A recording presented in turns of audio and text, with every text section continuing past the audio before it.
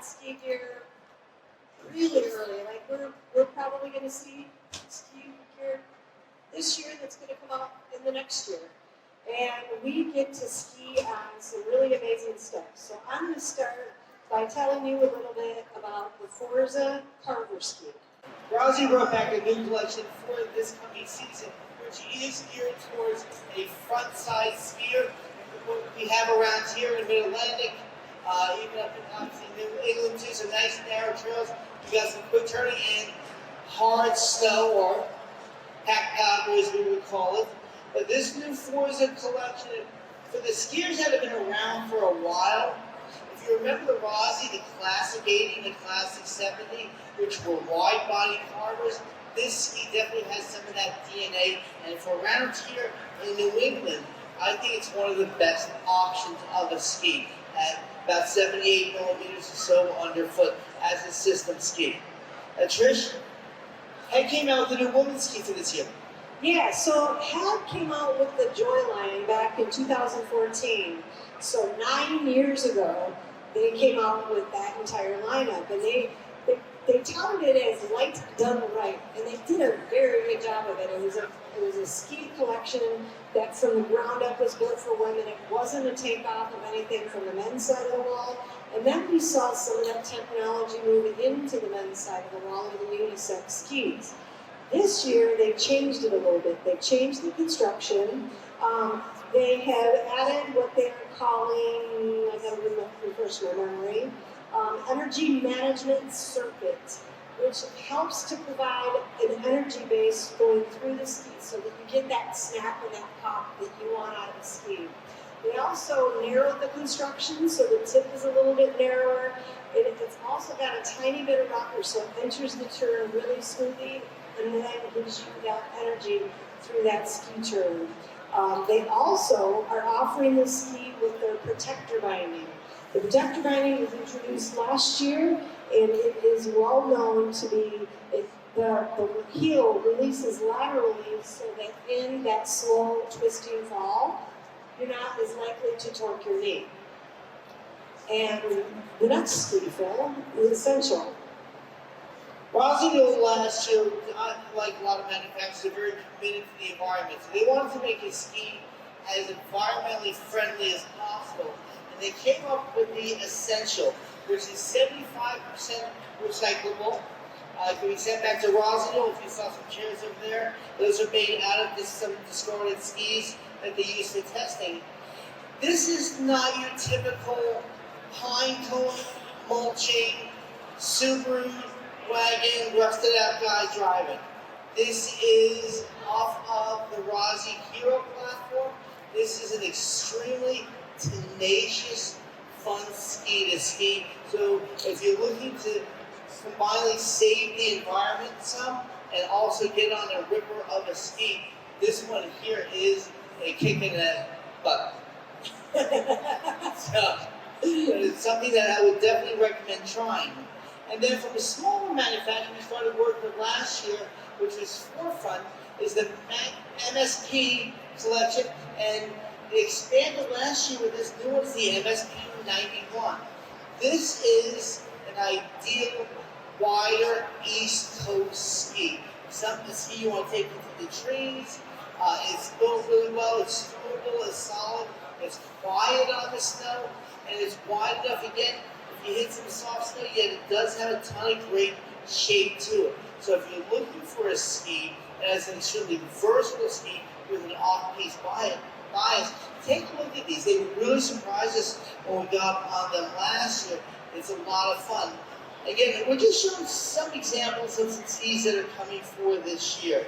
And I will say, from my perspective, I had tried some Forefront skis several years ago, and I thought they were a little bit planky, a little bit sluggish.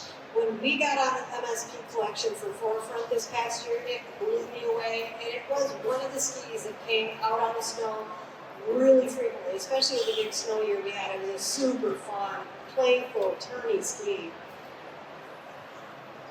Okay then, what is the big word of the year? Can we hear it? BOA! BOA, yes, BOA has been dominating our my site as far as discussion since we started talking about it last spring. It is a new closure system. Who has not seen what BOA is on a ski boot yet? Got one person. So we're talking extremely small percentage again. And basically, have you ever had anything with BOA on as far as a closure? Gloves, shoes, or anything? Basically, it is a wrap system that is going to encompass the forebody of the foot to give you more control on the log of the boot, and also makes it a little more reactive. Where traditional buckles, the way the boot was designed, was it brought the top down, the BOA now engulfs the foot around and just brings all the wrap around the side. Now we're seeing it from 4 brands this year. We've got the Atomic here, which is in the XTD, which is their side country collection available men's and women's. Fishcer here with the RC4. Now that one actually is unique in availability, having availability of a Zipfit liner. So you're going to get one of the best new closure systems with that Zipfit, which is going to be around the body of the foot. Now, BOA is not the only story for boots this year. Lange, one of the most reputable boot manufacturers, has redesigned their main collection, which used to be the RS collection, and is now a Shadow collection. RS still stays in the race line. We have Shadow here now. And if you can see up closer that it actually has a double hinge design in the back, and the spine that comes up the back with elastic. And what that double hinge works basically as a cantilever to get you more pressure to the front of the boot with much less effort. It's almost like a multiplier in the smoothness of that energy going to the ski. We do have a member on our site, Andy Mink, who received one of these boots and started skiing it in late spring. He's going to be adding reviews on our site for how this particular boot performs. So the other thing that Lange is very happy with that boot is their new liner. Completely redone liner with new materials on it. And to some plushness to the liner without it being soft. And I'm talking to the developers how well this liner is holding up over the course of time as far as it doesn't pack out. Trish? Great. So the last thing that we have on our list is Kulkea. How many people are familiar with the New England-based brand Kulkea bags? They set out to make a bomber bag that's super durable, well thought out, and amazing, and they nailed it. I have had their thermal trucker for several years. We've given out Christmas gifts to family members with a multitude of different Kulkea bags. One of the bags that you may not know about is what they call the Kulkea Käydä. So can you hold the microphone while I show some of this stuff? So first of all, they have this tent pad on the top. And you can put an iPad in it. You can put your recharging in it. It's a great compartment. And a little notch in here so that you can put your cord to it if you want to record outside, if you're charging it from outside. Really well thought out is the tech pad. It's got 2 compartments that you can put your clothing in or your boots. I know when I traveled to New England a couple of years ago, this is what I carried my boots on the plane with. And it is really well made. Super durable. I suggest that when you leave here, go over to the Kulkea booth and take a look and put your hands on these yourself. So you see this nice big compartment. You can access the other compartment 2 different ways. You've got these 2 tech pockets here, 2 tech pockets here, and another compartment, as well as a zip on top that you can see as a place to put goggles or sunglasses, or in my case, reading glasses as I get older. But more than anything, they've thought of just about everything with this particular bag, including some of the exterior features. You have a zip pouch on the side that you can put a laptop in. You have a passport pocket, so if you're using it to travel overseas, you've got that. There's a magnetic clasp on here to grab another water bottle. And on this side, you have another zip spot where you can put a phone or a charging battery or something like that. But what a well thought out bag. It is not necessarily intended to be a boot bag, but it will work as a boot bag. And it fits in the overhead compartment really nicely. It is one of my favorite bags. I own this bag and I travel with it more than I travel with any other bag. Again, we've been seeing Kulkea bags around. I know my thermal tracker, I had over 400 days in that bag before I retired it, and it still looked really good. So, does anybody have any questions as far as what's coming for this year, what to look for, and suggestions that way? I'm here with the questions. Anybody, questions? How do I get free stuff? That's a good question. All right, here we go. Can you tell us about the Essential versus the V70? How those skis compare, that line, those lines? Performance actually is pretty darn similar, but we're in the 67 range here as far as waist-wise, and in the mid-70s here. You see, tip profile is a lot different on it, shorter, and stubbier through here, a little more relaxed coming up through here. The side clip that runs past the running surface. I mean, they're similar tools, but they are, have a lot of differences to them. I mean, plus it isn't early.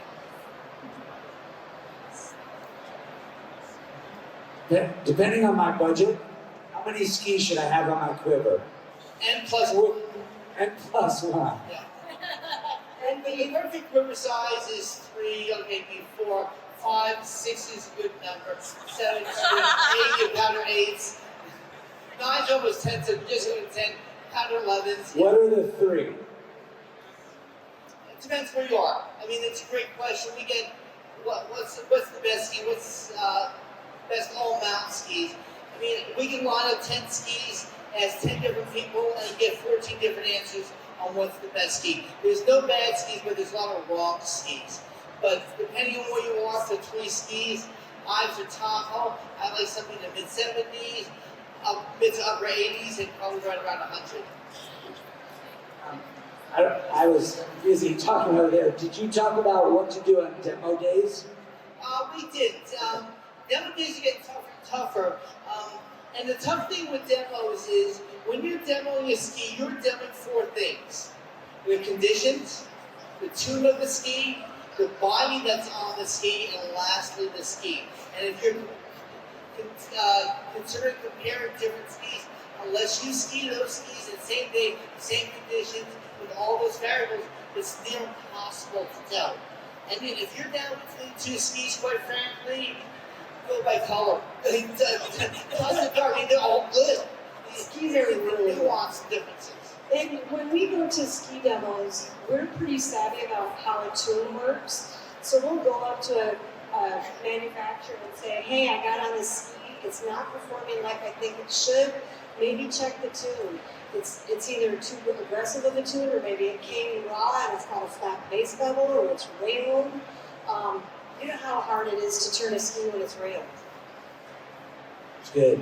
Got a question right here. Do you have any idea with the BOA system on these new boots, how well that holds up over time and a lot of hard usage? I can hear you.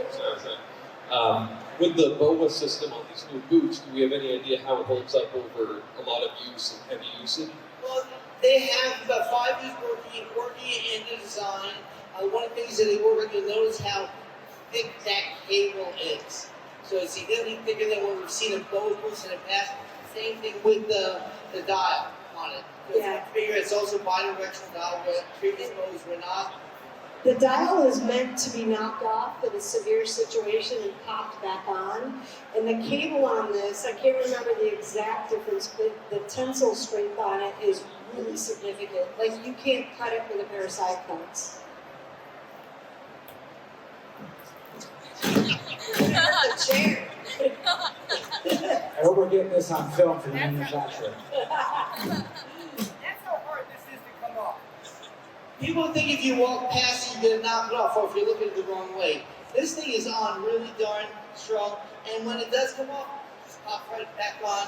You don't have to work hard to get it on. Any other questions? I got a question. We're all going to ski hopefully in the next week. I haven't seen or touched my skis or boots since last spring at Killington.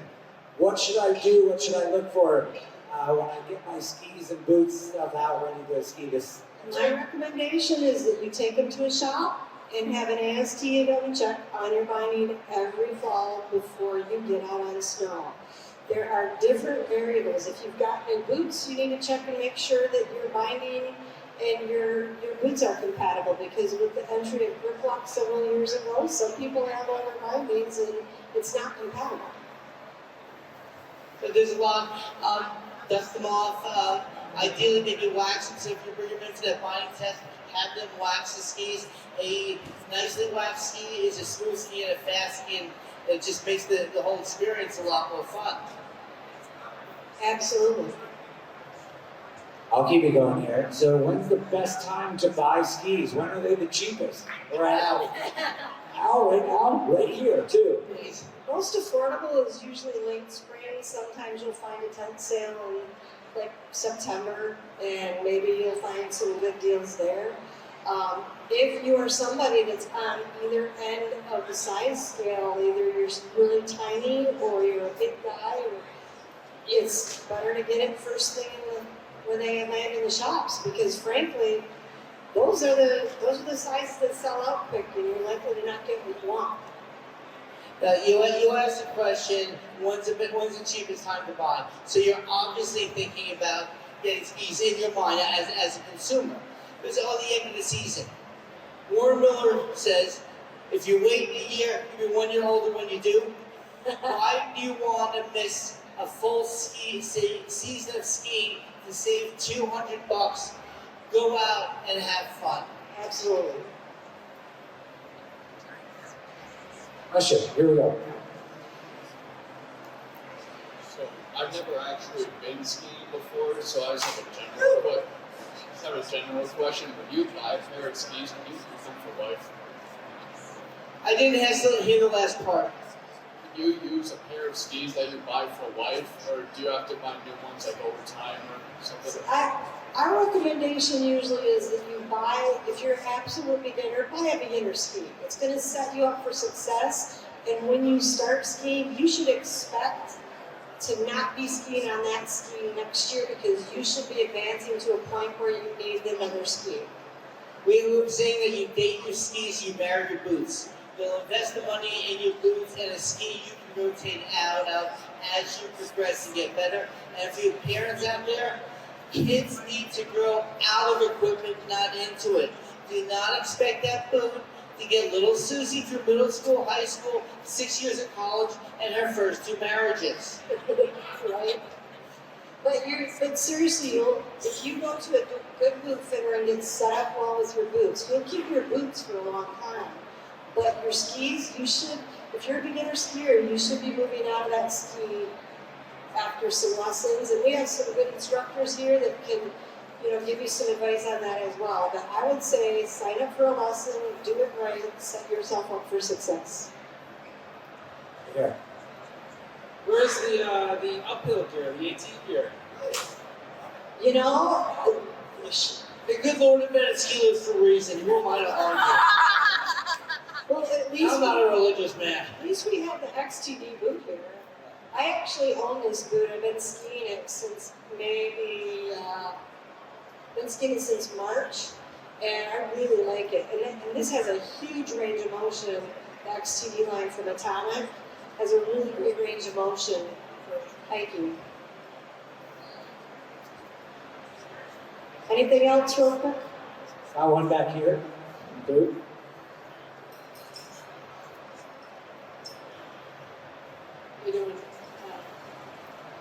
I bought skis for my kids when they were teenagers, and they were early 20s now.